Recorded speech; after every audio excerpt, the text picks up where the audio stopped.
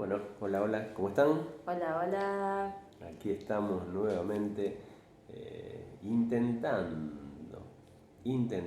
estar en el lugar justo, con la actitud justa, para que la palabra de Dios pueda hacer algo en nosotros. Y Amén. hoy seguimos con esta serie de Apocalipsis, de las iglesias reveladas en Apocalipsis, con la idea de traer una reflexión para los matrimonios. Miren qué lío nos estamos metiendo, pero bueno, es bendición. Lo venimos haciendo, hoy estamos con la tercera iglesia.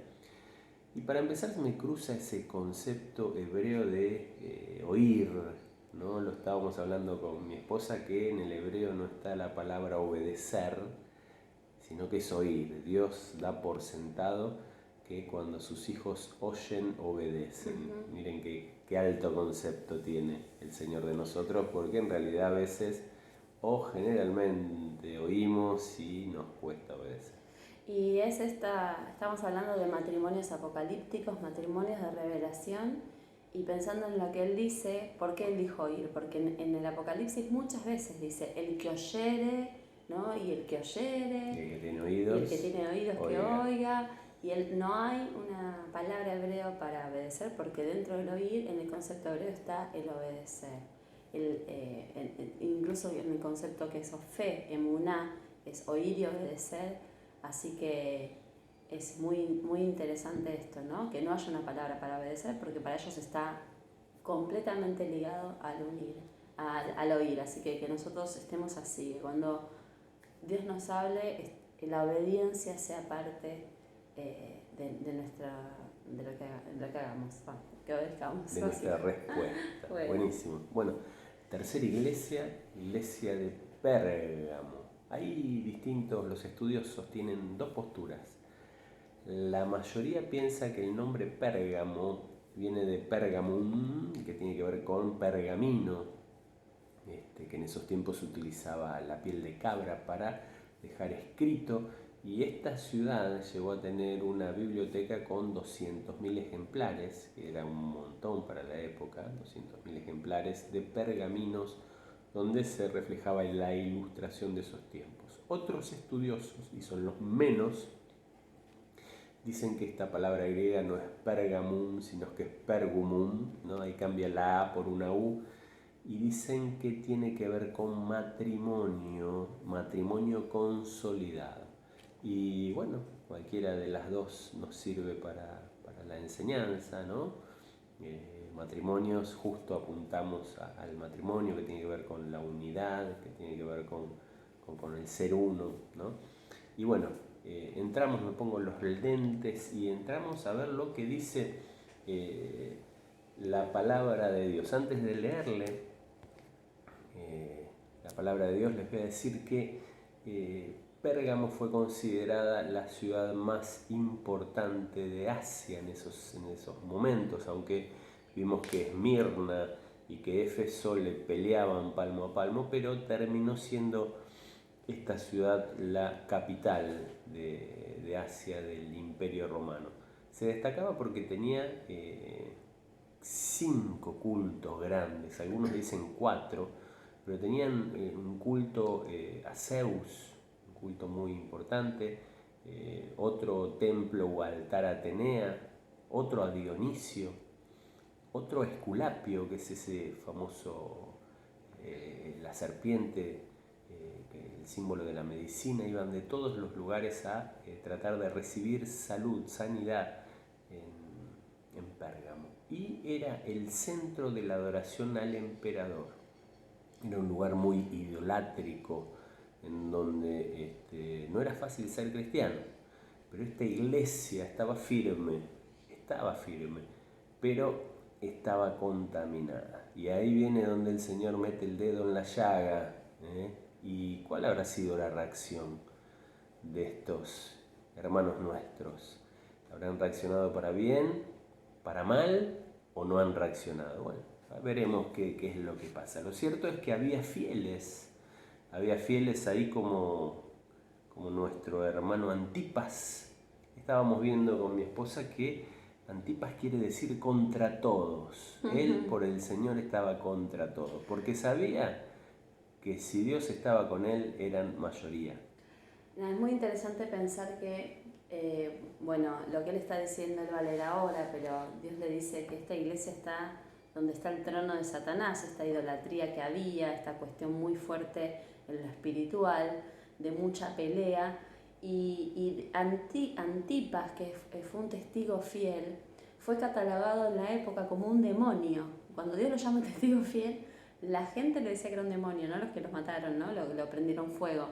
Y qué fuerte, porque lo que simboliza Antipas es que de alguna manera para estar en fidelidad había que estar como en una actitud como resistiendo esta cuestión espiritual fuerte que había, como que Dios lo llama fiel porque él en realidad lo que hizo fue oponerse a estas cuestiones en lo espiritual de una manera muy tajante, ¿no? Y bueno, qué interesante eso, no es que tenemos que estar contra todos, pero qué interesante que para que él, la fidelidad de Antipas tuvo que ver con resistir ese modelo que estaba en Pérgamo. En Pérgamo, bueno.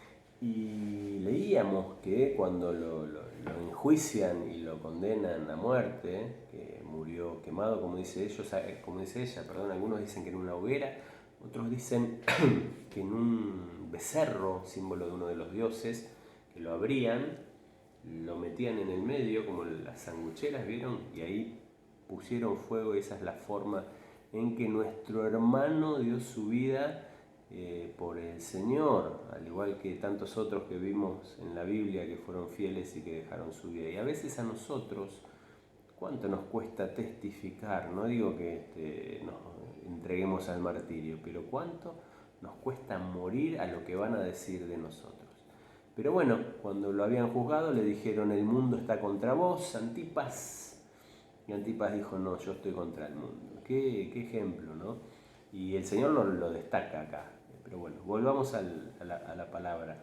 Dice capítulo 2 de Apocalipsis, versículo 12, mensaje a Pérgamo, y escribe el ángel de la iglesia en Pérgamo: el que tiene la espada aguda de 2 filos dice esto. Acá el Señor se estaba dando a conocer a la iglesia como el que tiene la espada aguda, la espada fina, pero de 2 filos. ¿Y en qué?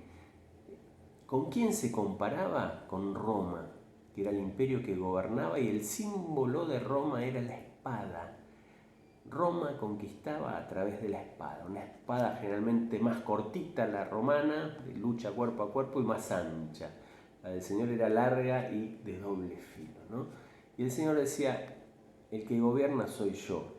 Roma puede querer gobernar, o gobierna temporalmente o en algunos ámbitos, pero el que gobierna por siempre, el que tiene la última palabra, soy yo. Y la primera, el principio y el fin. La primera y la última. Así que, hijitos míos, búsquenme, manténganse fieles, que yo soy fiel. Les estaba diciendo con esto: aquellos tienen la espadita, yo tengo la espada.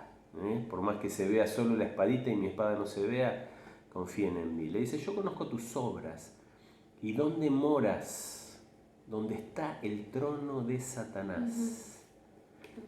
Pero retienes mi nombre, o sea que estaba firme esta iglesia. Y no has negado mi fe, ni aun en los días de Antipas, mi testigo fiel, muerto entre vosotros donde mora Satanás. No solo era el trono de Satanás, sino era el lugar donde Satanás moraba. Ya hablamos de todo el ambiente espiritual, ¿no? De Zeus, Atenea, Dionisio, Esculapio y el emperador. Pero tengo unas pocas cosas contra ti, que tienes ahí a los que retienen la doctrina de Balaam. Los tienes ahí, no están cerca, los tienes ahí, los estás abrazando, los estás apañando, estás compartiendo la comida, la Santa Cena, la fe. Doctrina de Balaam. Vimos con mi esposa que Balaam significa depredador del pueblo.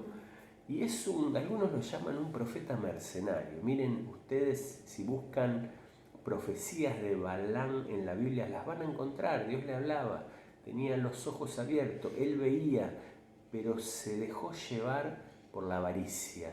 La avaricia lo pudo, él acomodó lo carnal a lo espiritual. Tenía lo espiritual, pero lo carnal también. Y no pueden convivir estas dos cuestiones. O gana uno o muere el otro. La famosa historia del perro blanco y el perro negro. Había un hombre que se dedicaba a las peleas de perro, ganaba dinero con eso. Y tenía dos perros, uno blanco y uno negro.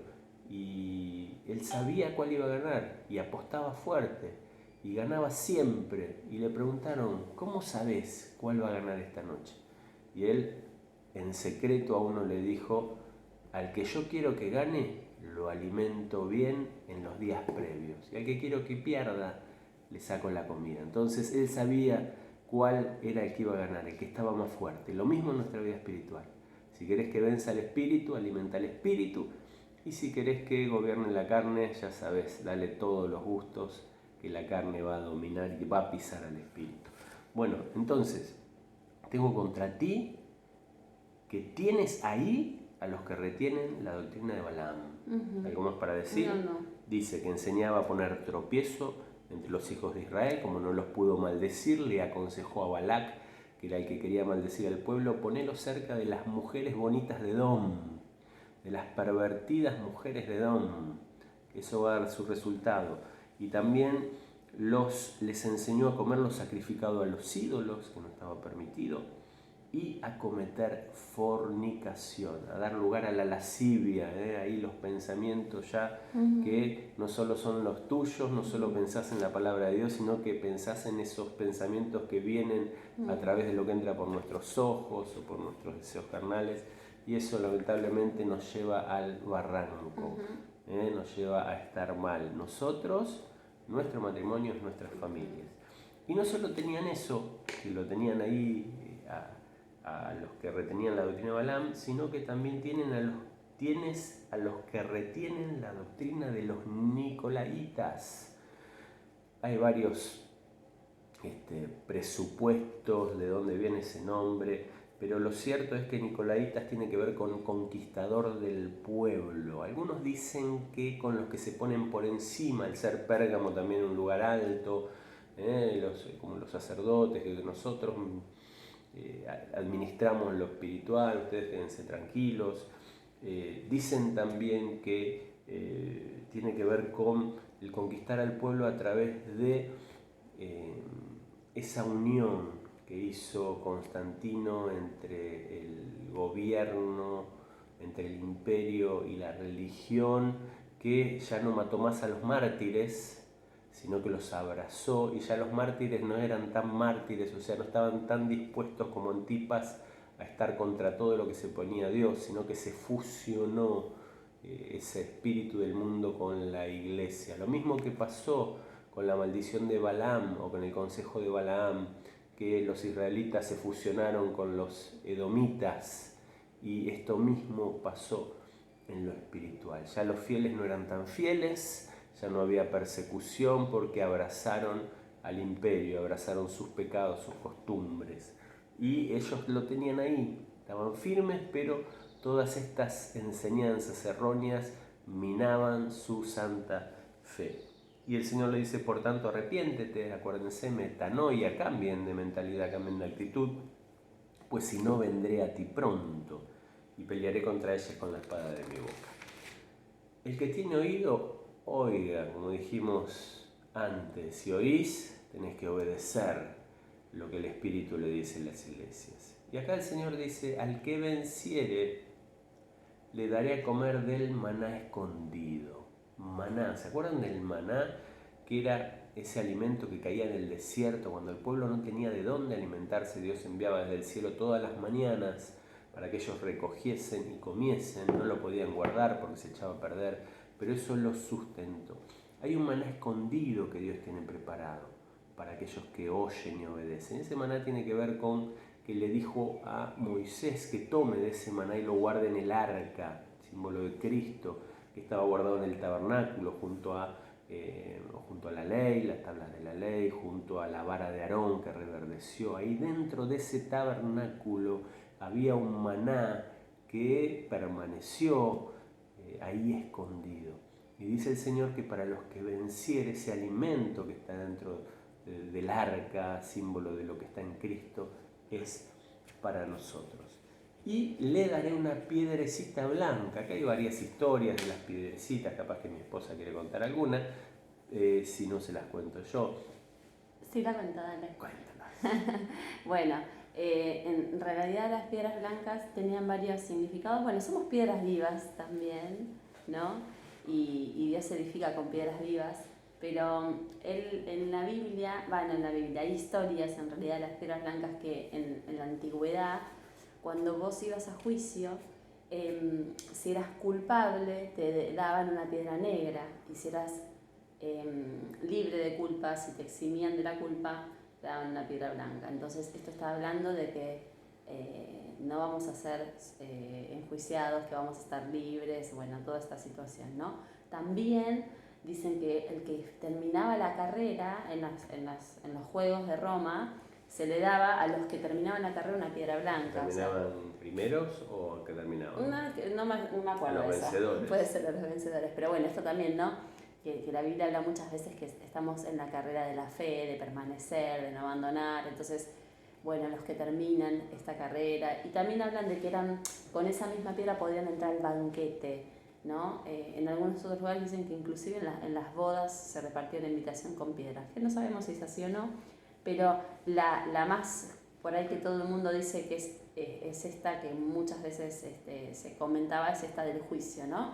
Que cuando eras libre de culpa te daban una piedra blanca, y con esa piedra blanca vos me mostrabas si eras ante todos eras inocente, ¿no? Eras confiable, y bueno, es esa piedra blanca en nosotros, es Jesús, ¿no? Que Él se entregó por nosotros. Y bueno, y dice, maná escondido, le daré una piedrecita blanca, y en la piedrecita blanca, en este símbolo de victoria, escrito un nombre nuevo, el cual ninguno conoce sino aquel que lo recibe. Capaz que tu nombre hasta el día de hoy ha sido el bajoneado, el depresivo, el negativo, el rencoroso, el envidioso, el carnal.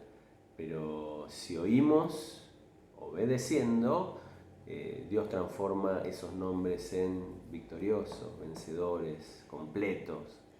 Nombre nuevo hay para nosotros. Y esto mismo pensando en el matrimonio, ¿no? Porque él decía que Pérgamo era un lugar alto, significa eso, había una biblioteca, había pergaminos y había una corriente que estaba, ese contexto estaba dentro de la iglesia. O sea, ese contexto se hizo texto de la iglesia. Tal es así que ellos también estaban invadidos con otras doctrinas. O sea, había una mezcla en esa iglesia. Este matrimonio, que también dice que significaba Pérgamo, era un matrimonio también con parte del mundo, no era puro, ¿no? Y entonces, y se habían infiltrado estas doctrinas, ¿no? Y cuando recién hablábamos del tabernáculo, que es un diseño de Dios, ¿no? El matrimonio también es un diseño de Dios, pero a veces lo vivimos a nuestra manera. En vez de preguntarle a Él, como todos los diseños, vos fíjate que cuando hacían el arca, bueno, ¿cómo es? ¿Cuánto de manto? ¿Cuánto de alto? ¿Cuánto de esto? El tabernáculo tiene que tener esto. El matrimonio, ¿qué tiene que tener? No, lo vivimos como a nosotros nos parece, como vivimos, no sé, como veníamos, lo vimos a nuestros padres, esto, lo que hace. Hacemos una mezcla linda y sale lo que sale. Bueno, nosotros tenemos que ser matrimonios de diseño. Y esto es importante acá. Nosotros, por ejemplo, con los matrimonios los matrimonios más jovencitos, ¿qué estamos viendo? Estamos viendo los diseños de la palabra, los diseños eternos. ¿Para qué? Para ver si mi matrimonio está ese diseño eterno. Por ejemplo, ¿qué estamos? ¿Somos un matrimonio que se vive preocupando o somos un matrimonio que ora? Porque la Biblia dice que el que ora no se preocupen por nada, sino que oren por todo. Entonces, muy probablemente, si la preocupación está muy alta en nuestro matrimonio, es porque el diseño de la oración está bajo. Y ese es un diseño eterno. El otro no, es un diseño temporal. Entonces, tenemos que llevar nuestro matrimonio a esos diseños. No estamos hablando, oremos juntos, ¿no? Y así hay un montón, estuvimos hablando del diseño de gracia, ¿no? ¿Y qué tenemos? El diseño de ley, nos damos con un caño. Y esto de la piedrecita blanca podría ser eso también. Si Dios nos da una piedra blanca donde nos libra, ¿por qué yo vivo condenando a mi esposo? ¿O por qué lo vivo juzgando, lo vivo criticando? ¿Por qué? Porque hay una doctrina que me está partiendo la cabeza, que tiene que ver con lo que yo levanto en alto, Pérgamo, en alto, ¿sí? Esa biblioteca personal en alto. ¿Qué quiere decir? Ese orgullo intelectual, ese orgullo, ni siquiera intelectual, ese orgullo donde yo creo que lo que yo digo tiene que ser, entonces, a mi forma de entender en Pérgamo, lo que tenemos que trabajar en nosotros, esos a veces lugares altos, porque la Biblia dice que Dios da gracia a los humildes, a los que nos arrodillamos, ¿no? Y a veces tenemos muchas áreas altas en el matrimonio, fortalezas en el matrimonio, mezclas en el matrimonio. Tenemos orgullo, por ejemplo, y tenemos soberbia y tenemos dureza, ¿no? Tenemos esos puntos altos que nos endurecen. Cuando yo me creo superior a mi esposo, o mi esposo se cree superior a mí, cuando nos criticamos y nos damos una piedra negra a cada uno y nos hablamos de ser culpables en vez de darnos gracia, en vez de declarar cosas hermosas sobre el otro, ¿no? Cuando el matrimonio come otras cosas, ¿no? Y tenemos esas mezclas que, no sé, buscamos, por ejemplo, no sé si se acuerdan las madres de Reforma, que una vez Fernanda Brunet nos hizo hacer un ejercicio. Cuando vos te sentís mal, ¿a quién recurrís primero? ¿Al médico o a Dios? Recurrí al médico, pero recurrí en una segunda instancia. No lo pongas en primer lugar, porque eso es un lugar alto. Cuando tenés que comprar algo, ¿a quién recurrís? ¿A tu billetera o a Dios? Ah, no, yo le consulto a mi billetera. Entonces, en realidad, ahí hay otro punto alto donde y así nunca tampoco vamos a estirar a hacer pasos de fe cuando Dios te dice no hace esto y vos no, porque no, mi billetera dice que no. Entonces, en algún punto tenemos que renunciar, no ser inconscientes, no estoy hablando de eso, sino estoy hablando de obedecer y que lo más alto sea Él en nosotros, que no sean nuestras propias escrituras, que sea lo que Dios dijo en su palabra, que seamos un matrimonio de diseño, ¿no? Y eso es importante, ser matrimonios de diseño. Acomodar lo espiritual en lo espiritual. Muchas veces podemos leer esto de Antipas y decir, hay que estar contra todo, ¿no? Eso es acomodarlo a mi corazón enojado, no es acomodarlo a lo espiritual, ¿no? Entonces es acomodar lo espiritual a lo espiritual y entender también el diseño del matrimonio. El matrimonio unidos entre nosotros, unidos a Cristo y unidos a su cuerpo. Para mí ese es el cordón de tres dobleces. Igual es una interpretación, no es que sea bíblica, pero quiero decir, estar unidos, ese es un diseño puro, para que no entre la división. Cuando ya me pongo a juzgarlo, cuando ya le meto una piedra negra, fíjense, estamos hablando de un juicio, estamos hablando de una demanda, estamos hablando de encontrar un culpable, estamos hablando de una división, estamos en el mismo lado. Si yo le meto una piedra negra, él me la estoy metiendo a mí. Entonces, poder decir, en este tiempo, como matrimonios, renunciar al orgullo, a creernos superiores, a levantar otras ideas por sobre la de Cristo y por sobre todas las cosas, cómo darnos a nosotros en este tiempo una piedra blanca, cómo bendecirnos, cómo declarar un nombre de libertad, porque esa era la piedra blanca, un nombre de libertad, un nombre de gracia sobre la otra persona. No, pero mi matrimonio no cambia más, pero mi matrimonio esto, pero mi matrimonio lo otro. Esa es una doctrina tuya, porque en el Cristo todo se puede. Y eso es lo que tenemos que entender nosotros, que para Dios no hay nada imposible. Entonces, cuando vos crees que tu pensamiento es por sobre el de Cristo, ahí hay un punto Pérgamo, un punto alto, un punto a trabajar. ¿Para qué? Para que menguemos, ¿para qué? Para que Él crezca. Así que vamos a pedirle al Señor eso. Amén. Oramos, que te parece cortito, Padre bueno, Dios Santo, que nuestras vidas te puedan honrar, Amén. Señor, y también nuestro matrimonio que pueda ser un reflejo de tu gracia, Señor, y de Amén. Tu bondad para nosotros, para aquellos que nos conocen. Amén. Y renunciamos a todo orgullo, a toda soberbia, a toda altivez que se levanta en contra de tu conocimiento, Señor, que se levanta en contra de tu palabra. Ahora, en el nombre de Jesús, clamamos para que arranques eso de nosotros, que podamos menguar Amén. Para que vos crezcas, Señor, para que seamos un matrimonio a tu forma, a tu imagen, a tu diseño. En el nombre de Jesús bendecimos a estos matrimonios, Señor. Arranca, Señor, lo que tengas que arrancar, Señor. Gracias por cada uno de ellos, Señor. Gracias por cada uno de ellos. Amén. Amén. Amén. Y bueno, será hasta la próxima. Nos vemos.